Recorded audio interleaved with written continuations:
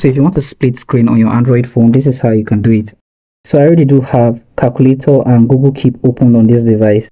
So go ahead and swipe from the bottom to see all the apps that are opened on your phone. And what you want to do here, you want to tap and hold down the icon of the app you want to split the first part of your screen with. And then you should see split screen in this section. Tap on split screen and this should pop up for you to add another app to the other half of the screen.